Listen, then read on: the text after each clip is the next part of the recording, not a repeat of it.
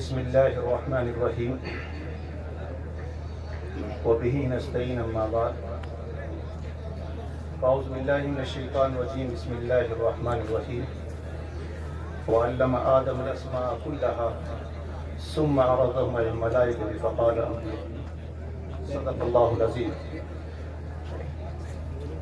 محترم علماء کرام اور عزیز سامعین،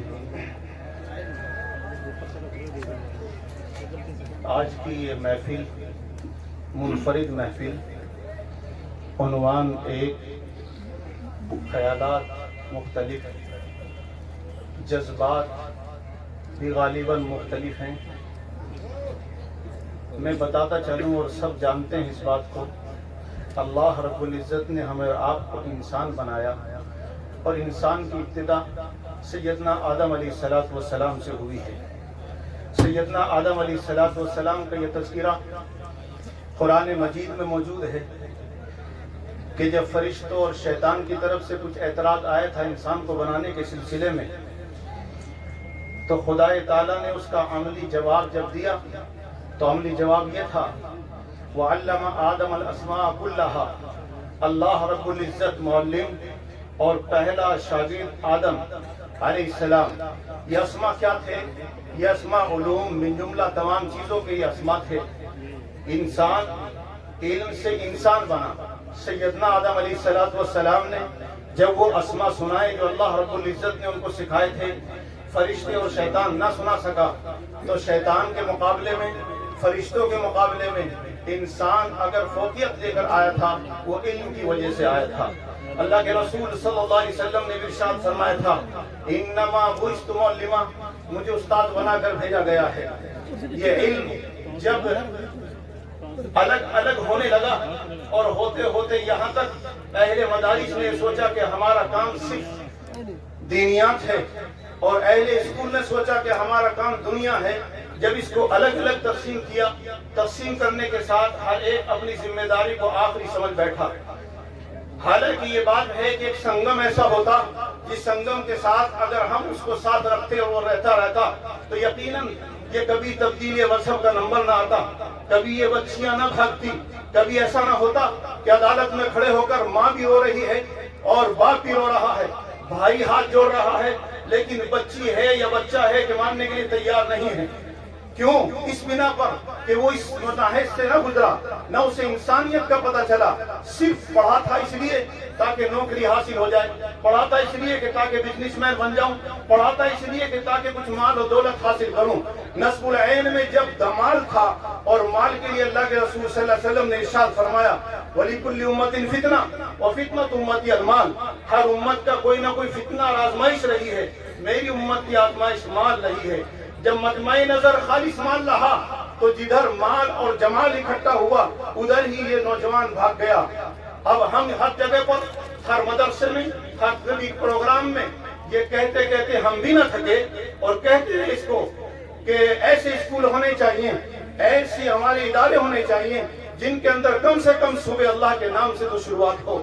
کم سے کم ایسا نہ ہو کہ وہ بچے جو چھوٹے چھوٹے بچے معصوم نرسری میں جاتے ہیں اور وہاں خدا تعالیٰ کا نام صبح سے شام تک نہیں آتا تو عقیدہ خراب ہوتا ہے، عقیدہ بگڑتا ہے.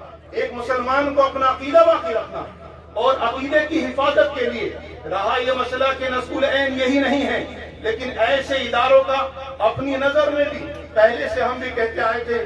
جو جانثار وکیل صاحب نے کہا ہے کہ یہ لوگ کیوں نہیں کھڑے ہوتے، خالص مدرسے والوں پر اعتراض ہی کیوں ہیں. ہم پیچھے ہٹ گئے، یہ بھی پیچھے ہٹ گئے، دونوں بھائیوں کو دور دور بانٹ دیا گیا. اس بنا پر یہ خیالات آنے لگے. لیکن جب یہ ایک سنگم ایسا بھی ہو، مذہبی دورہ چلتا رہے، وہ ہمارا ایک ایمان ہے، ہمارا ایک عقیدہ ہے، ہم اس سے کبھی نہیں ہٹ سکتے.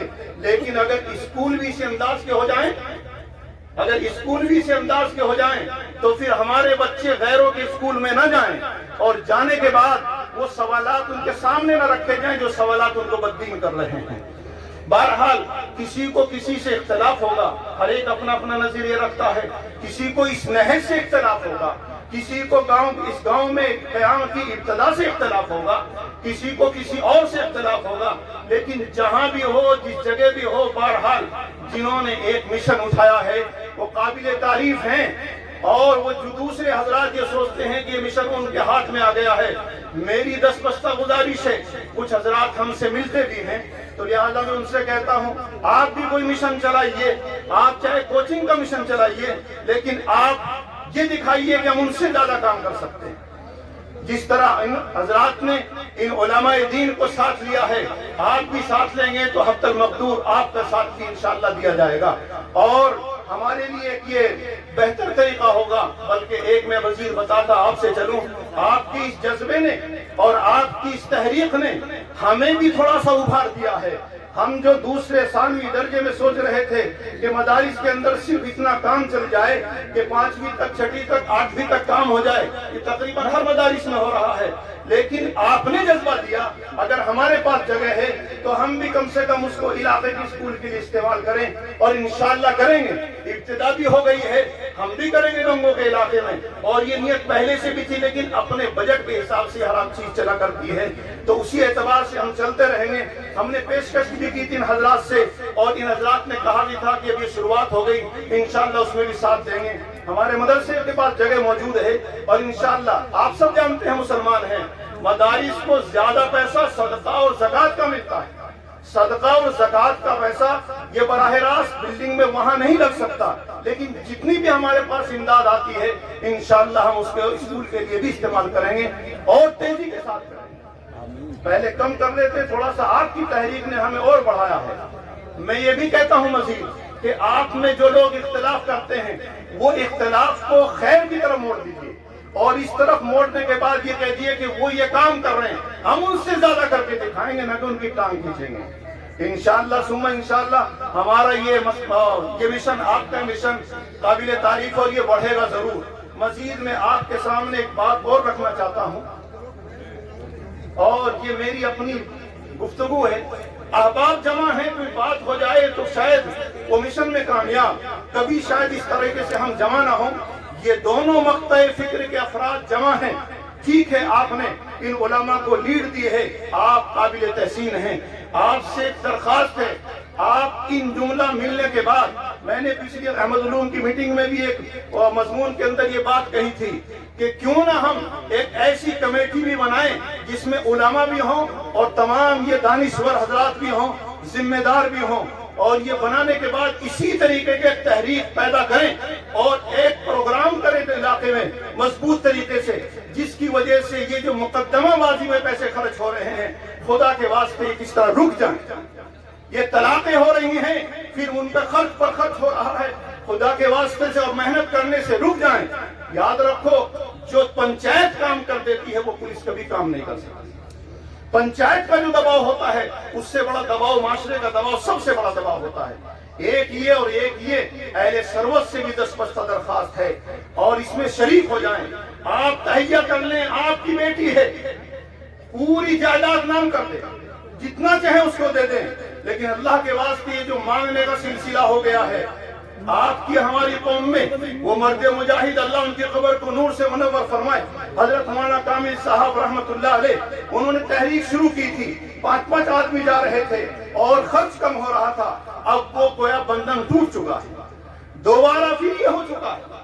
اب تو عجیب و غریب مسئلہ ہے، رشتہ دیکھنے جاتے ہیں تو بچی کو ناپ رہے ہیں کہ بچی کی ہائٹ کتنی ہے، پھر یہ پوچھتے ہیں کہ گاڑی دیں گے یا نہیں دیں گے۔